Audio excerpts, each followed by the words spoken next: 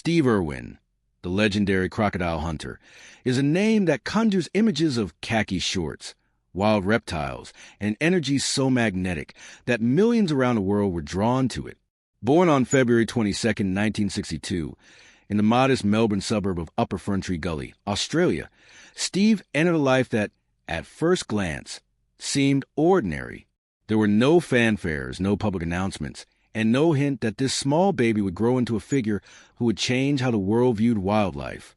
His parents, Bob and Lynn Irwin, were practical, grounded people with a deep love for animals, and their influence shaped the young boy profoundly. Bob, a former plumber, carried an intense fascination with reptiles, while Lynn, trained as a maternity nurse, balanced that fascination with care, nurturing, and patience. Together, they created a household where curiosity, discipline, and respect for all living things were norms. Animals were never toys or props. They were responsibilities, beings that demanded understanding, attention, and respect. This environment planted the seeds of what would later become Steve's lifelong mission, not just to study animals, but to protect, understand, and educate others about them.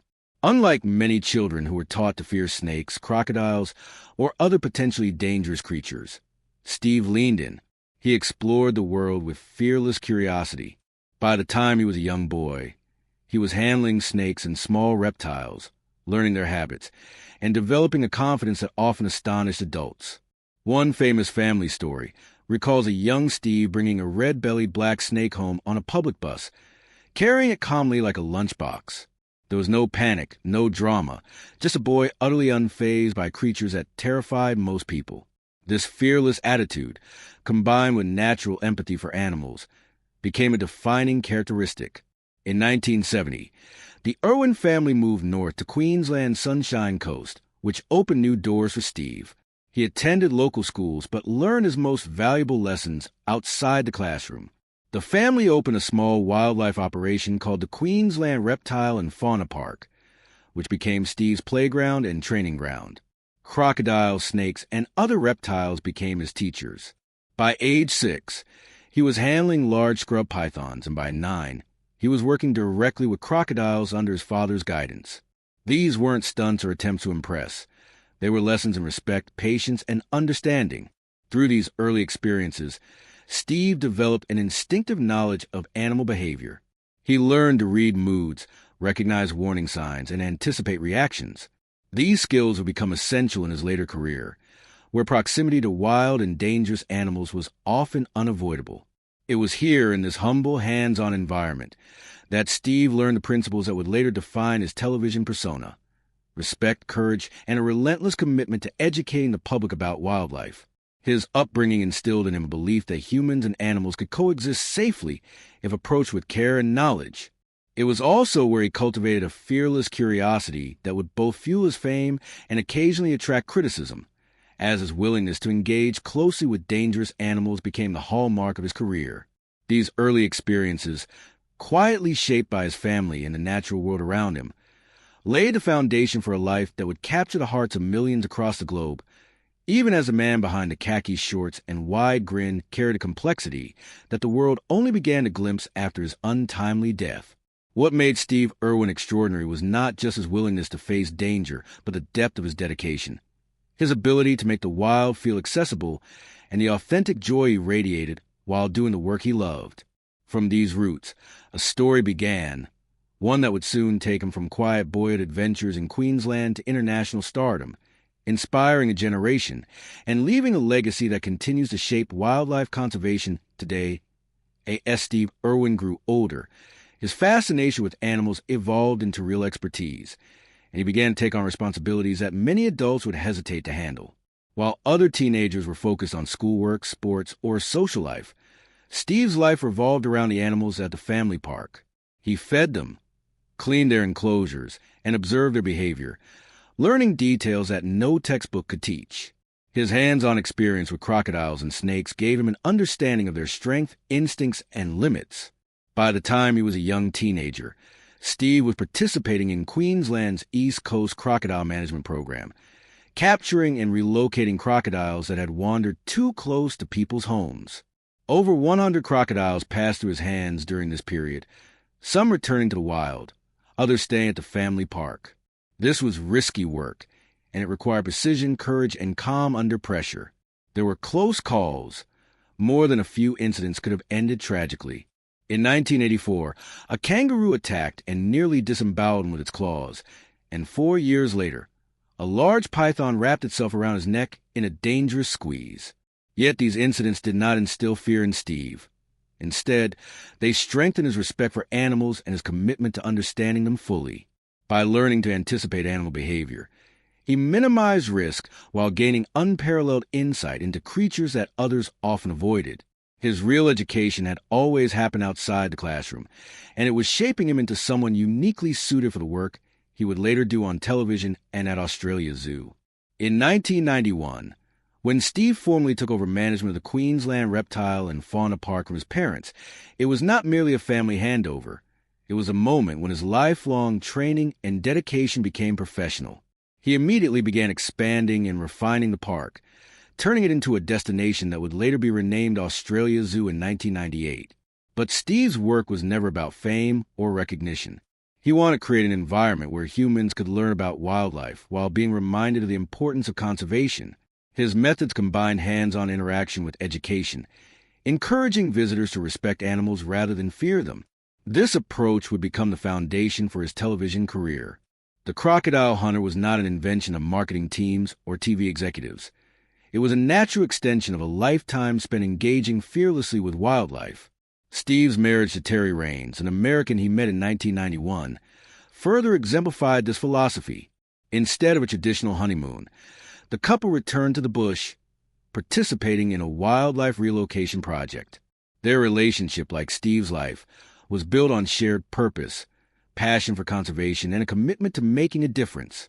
Together, they would raise 2 children, Bindy and Robert, in the same environment that shaped Steve, surrounded by animals, work, and conservation.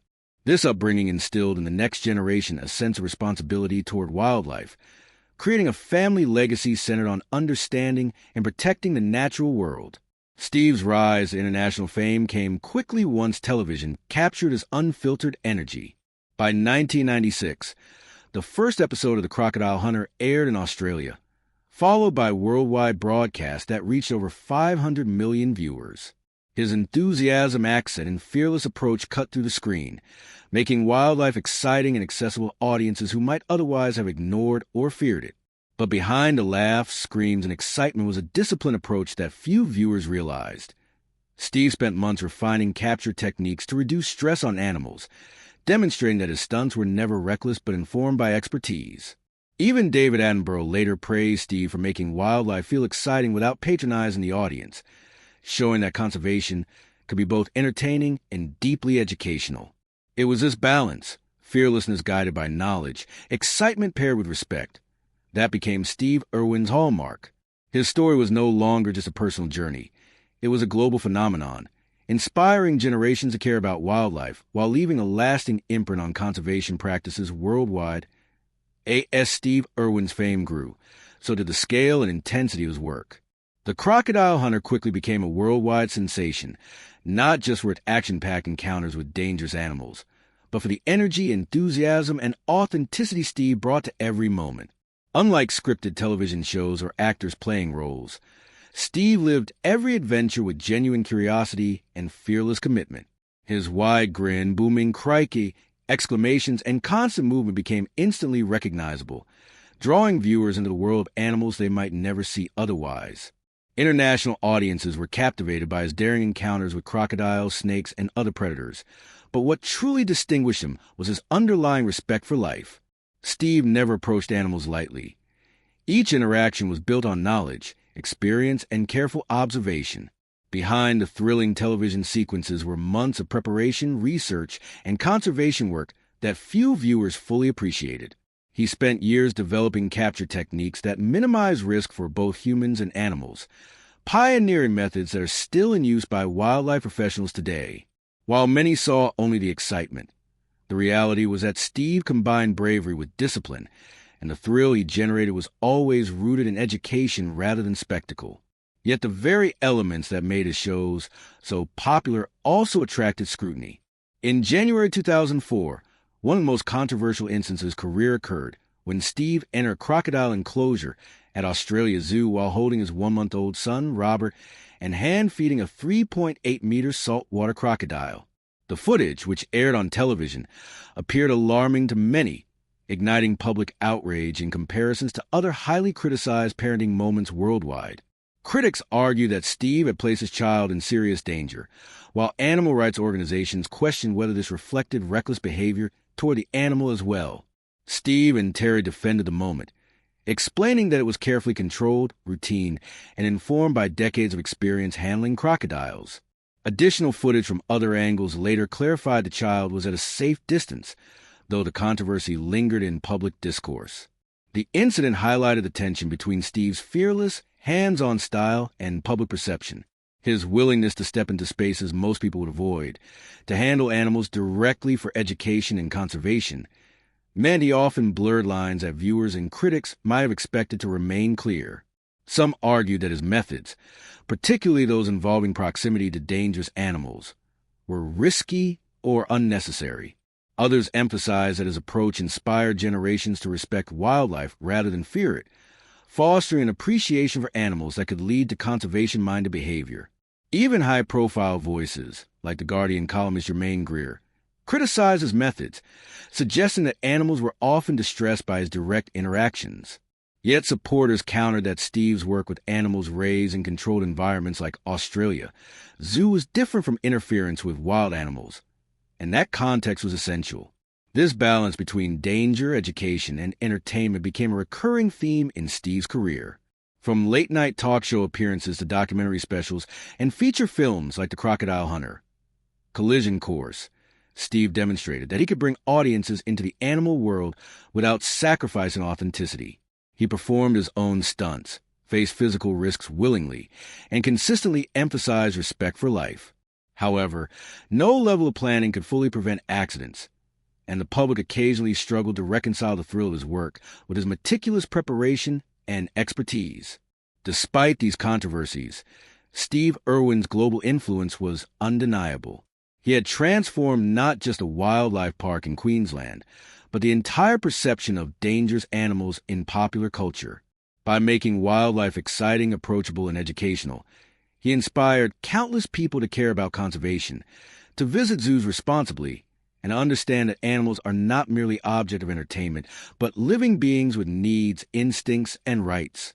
His fame carried immense responsibility, and while some missteps were scrutinized heavily, the positive impact of his work, especially in changing public attitudes toward wildlife, remained unparalleled. Steve's career at its peak was a combination of charisma, courage, knowledge, and vision, a blend that few could replicate, and one that left the world forever more aware of the beauty, danger, and importance of the natural world.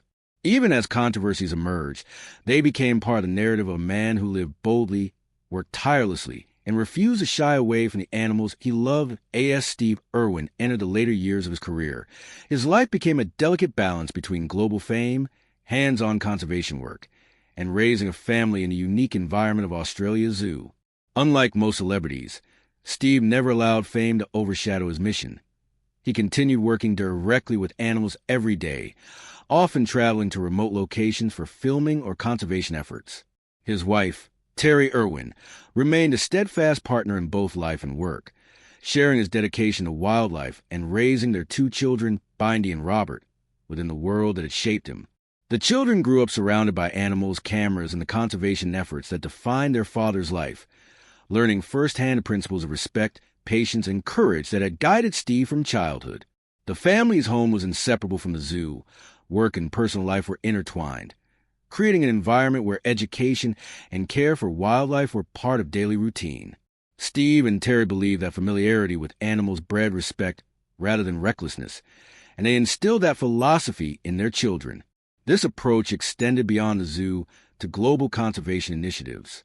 Steve founded organizations like Wildlife Warriors Worldwide and supported the Lynn Owen Memorial Fund in honor of his mother, promoting the rescue, rehabilitation, and protection of wildlife internationally. He acquired vast stretches of land in Australia, Fiji, Vanuatu, and even the United States, treating these areas as private sanctuaries for endangered animals. Through these efforts, Steve emphasized that individuals could make a difference, inspiring ordinary people to engage in conservation and act responsibly toward wildlife.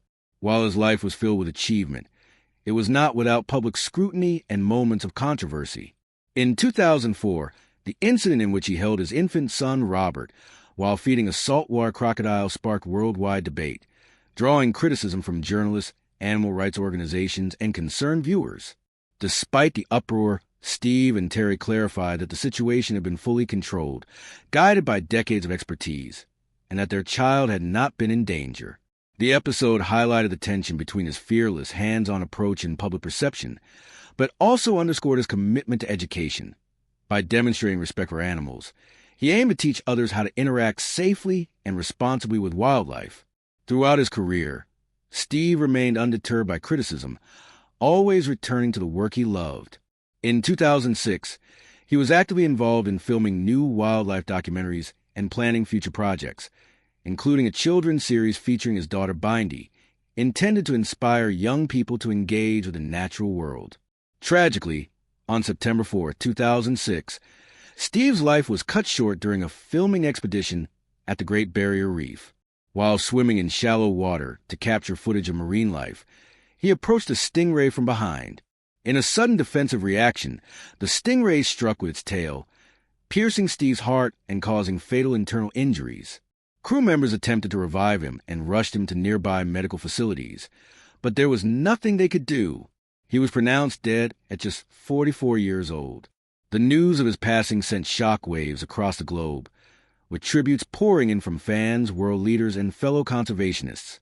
Australian Prime Minister John Howard in Queensland, Premier Peter Beattie publicly mourned him, describing Steve as a colorful, remarkable figure whose life had touched millions. Thousands of fans visited Australia Zoo, leaving flowers, stuffed animals, and heartfelt messages, turning the grounds into a spontaneous public memorial. A private funeral was held for family and close friends, followed by a public memorial broadcast internationally to an estimated 300 million viewers. Celebrities, colleagues, and admirers from around the world shared messages of grief, admiration, and respect, highlighting the extraordinary reach of his life and work. Even after his death, Steve's philosophy remained clear through the actions of his family and friends. Respect wildlife, protect it, and never allow grief to turn into vengeance. In the weeks following his passing, several stingrays were found dead along Queensland beaches, sparking fears of retaliation, but his family and colleagues, including Bindi and Michael Hornsby, publicly condemned such acts, emphasizing that harming animals would have been contrary to Steve's values. Through these moments, the world glimpsed the depth of his influence. Not only had he transformed public attitudes toward animals, but his approach to conservation and education continued to inspire action even in the wake of tragedy. Steve Irwin's later years, therefore, were a combination of incredible achievement, family devotion, global influence, and an enduring commitment to wildlife. His life, though tragically short, left a legacy that transcended television fame, embedding lessons of courage, respect, and conservation in the hearts of millions. He remained, to the end, a man guided by purpose, passion, and the belief that one person could make a difference in the world, and it is that message that continues to define his memory today. Steve Irwin's death left an enormous void, not only in the world of wildlife conservation, but also within his own family. The Irwins had built a life and a vision together, centered on education, animal welfare, and public engagement, and without Steve acting as a bridge, tensions and differing visions began to surface.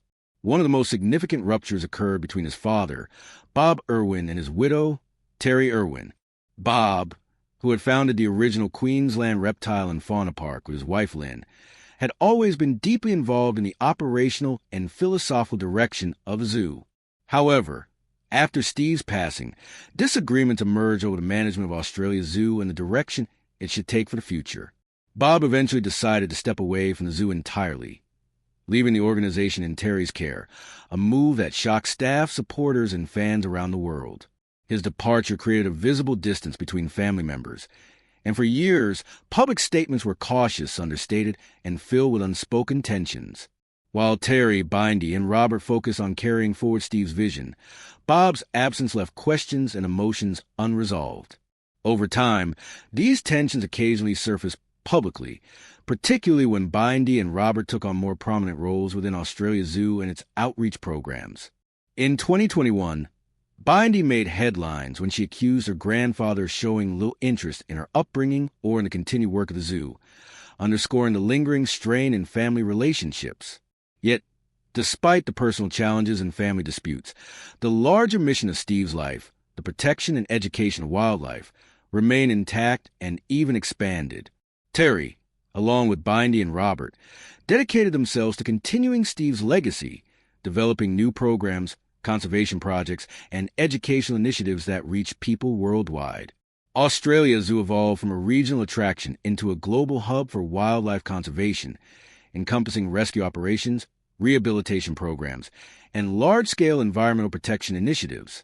Bindy and Robert, having grown up within the zoo and alongside the animals, became leaders in their own right. They not only carried on their father's mission, but also added their voices and creativity, ensuring the next generation could connect with animals in ways that reflected both Steve's teachings and the evolving understanding of conservation. The Irwins' work extended internationally, influencing legislation, inspiring wildlife organizations, and educating millions through television, social media, and public programs. Steve's philosophy, that excitement and engagement were more effective teachers than lectures, remained at the core of all initiatives. Visitors to Australia Zoo today experience not just a collection of animals, but a carefully designed environment meant to foster respect, wonder, and understanding, reflecting Steve's belief that connection breeds conservation. At the same time, the legacy also had to contend with ongoing scrutiny. Media outlets and critics continue to debate his methods, occasionally revisiting past controversies to assess whether his approach, while effective in outreach, respected the needs of the animals. Yet supporters consistently emphasize context. Many of the animals Steve worked with were rescued, rehabilitated, or born in controlled environments, where careful handling was necessary for education and conservation. Even as discussions about risk and public perception persisted, the positive impact of Steve Irwin's work remained undeniable. The programs he started and the awareness he raised continued to shape public attitudes toward wildlife, ensuring that his influence extended far beyond his lifetime. Through tragedy, family tension, and public debate, one fact remained consistent.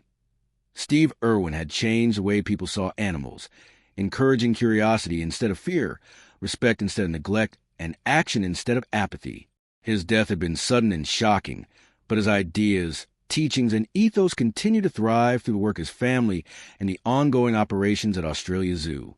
The Irwin family's resilience in the aftermath of loss demonstrated that while grief and conflict were part of life, the values Steve instilled, courage, dedication, respect for animals, and the importance of hands-on conservation, could survive even the most challenging circumstances. In this way, Steve Irwin's story became more than a narrative of a daring wildlife adventurer. It became the story of a family committed to a mission larger than themselves, navigating both personal loss and public expectation to keep his vision alive. Even decades after his passing, the impact of his life resonates globally, showing that passion, purpose, and respect for the natural world can create a legacy that endures long after the individual is gone. Steve Irwin's influence did not fade with his passing. In fact, it only grew as his story, methods, and passion for wildlife reached new generations. His approach to education through entertainment had already transformed public understanding of animals. But after his death, his life became a model for conservationists, educators, and ordinary people seeking to make a difference. The organizations he founded, particularly Wildlife Warriors Worldwide, became central to this ongoing impact. Wildlife Warriors focus on the rescue, rehabilitation, and protection of animals across the globe, addressing threats from habitat destruction, poaching, and climate change. It provided a platform for people of all ages to contribute, demonstrating that individual effort could translate into meaningful action. Through Wildlife Warriors, Steve's philosophy that connection breeds conservation was codified into programs that combine education with practical intervention. Children and adults alike could learn about the dangers animals face while participating in campaigns, volunteer opportunities, and awareness drives. Schools incorporated his approach into curricula, using television footage, documentaries, and education materials to foster curiosity and respect for nature. Steve's influence on media and pop culture was equally profound. From television appearances and feature films to collaborations with performers like the Wiggles, he created ways for audiences to experience wildlife excitement in a safe and accessible format. Programs such as Croc Files, the Crocodile Hunter Diaries, and New Breed Vets extended his reach, offering viewers insights into animal care, environmental stewardship, and the challenges of conservation work. Even decades after his death, the principles he championed, hands-on engagement, understanding animal behavior, and making conservation personal, remain central to modern wildlife education initiatives. Beyond the structured programs, Steve Irwin's life served as an example of courage and dedication in the face of risk. His willingness to step into environments that most people would avoid, to handle crocodiles, snakes, and other potentially dangerous creatures, demonstrated that respect and preparation could allow humans to engage safely with the natural world. His methods inspired professionals, from zookeepers to field biologists, to approach wildlife with both bravery and care. The emphasis on observation, patience, and meticulous technique became a teaching tool in itself, showing that understanding and expertise were more powerful than fear. In addition to education, his work also reshaped public perception of animals often labeled as dangerous or unapproachable.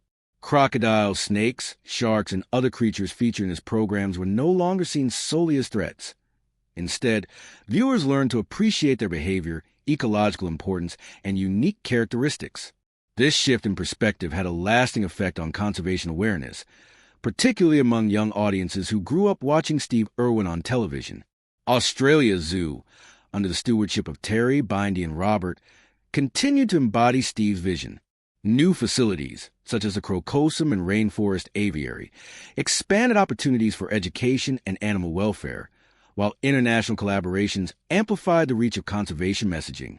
Bindy and Robert, having inherited their father's philosophy and approach, became public faces of ongoing campaigns, demonstrating that Steve's work was not a historical footnote, but a living, evolving mission. His influence also extended into policy and advocacy, as governments, environmental groups, and NGOs cited his campaigns and efforts to protect endangered species and ecosystems.